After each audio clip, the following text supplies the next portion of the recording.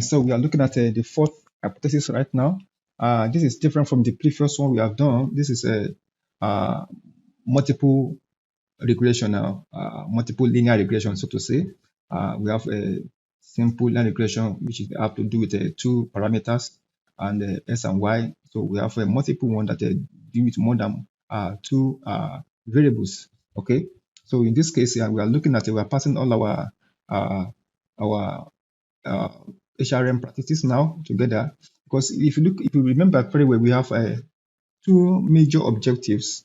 Okay, in our thesis, the first objective is handled by the first three hypotheses. All right, while the second objective is handled by the fourth one. Okay, so we want to know among all the three which one that is most significant among them, which we have, at least we have seen pointers actually in our previous the previous hypothesis we have done so far, and also we can go further and do a proper regression test on them, on the combine together, we combine the three together to see the metrics. So in this case, so we are passing our three uh, variables here, training and development, motivation and leadership style, and we are also creating our constant value. It will become our y. So this is our x-axis, all right? So we create a model now. We fit in our model. So we print a model summary here to see. Okay, so we extract the key metrics here. So we R square, then adjusted R, and then we have p values. Okay, so this is a common thing we generate when we are dealing with a regression. Okay. So in that case, we want to also pass a test if our p value is less than 0.05, get H naught, which means the relationship exists between HRM practices and firm performance generally. Okay, generally now.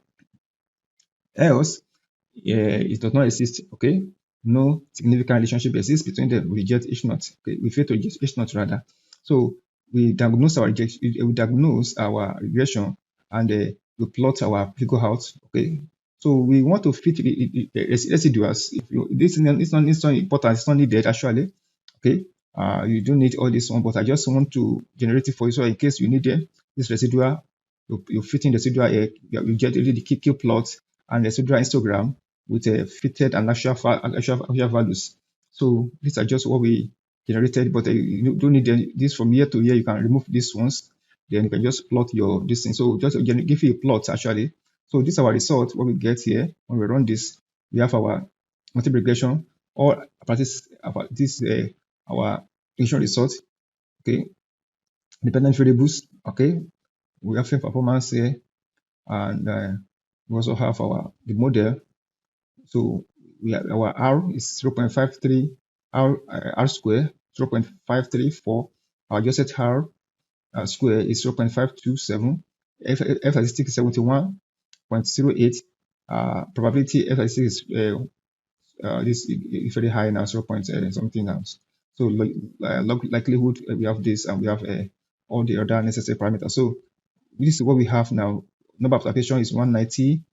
The degree of freedom for residual is 186. Degree of freedom for model is 3. So this is what we have. The confidence type is not robust.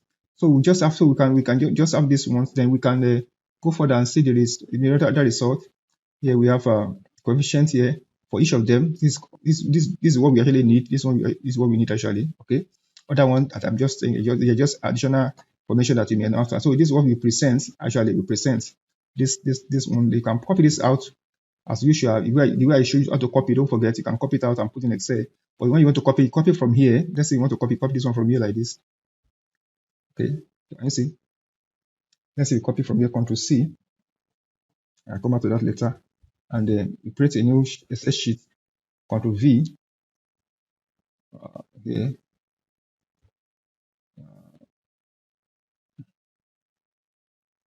This one, you can remove this line. Remove this as well. You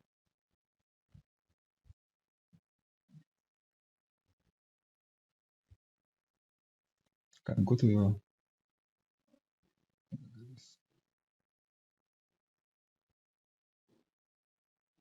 so you see, video can be removed.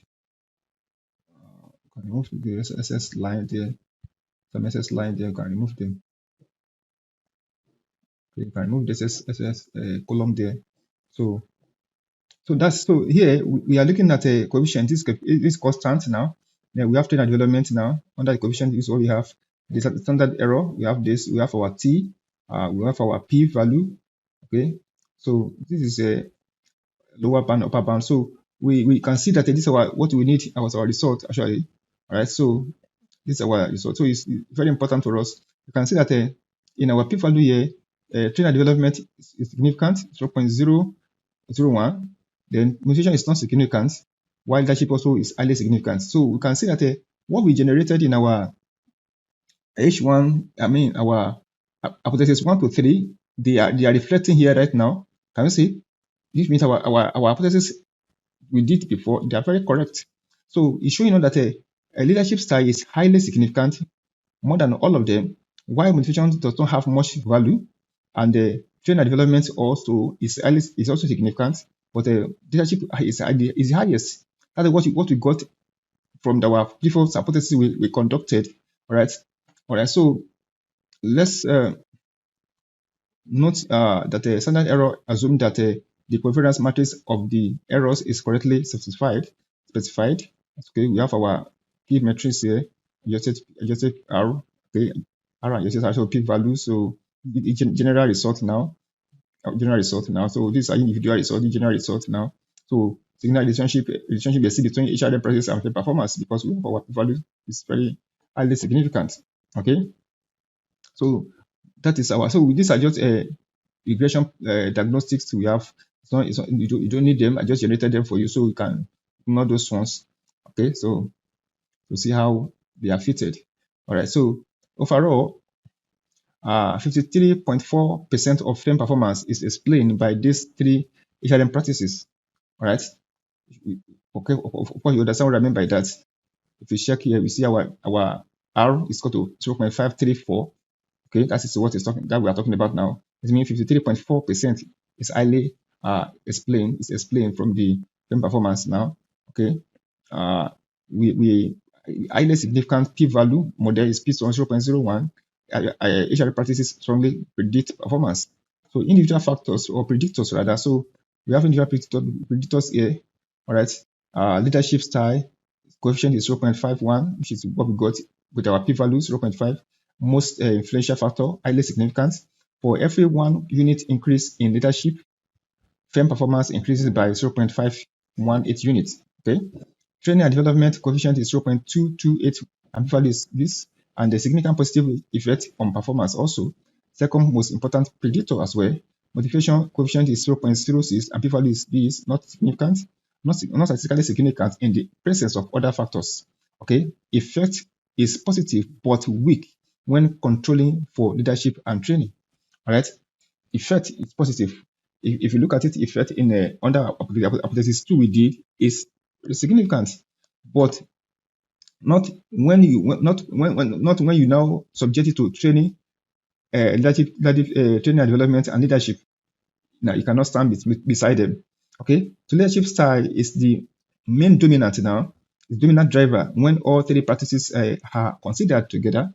Leadership account for most of the performance impact, while motivation effect becomes negligible over there. So this is our conclusive part actually, but I'm going to bring more strong conclusions to conclude the general conclusion later, so that we can understand better what we have covered so far. So I will see you on the next class. Thanks so much for listening. I will see you later. Bye for now.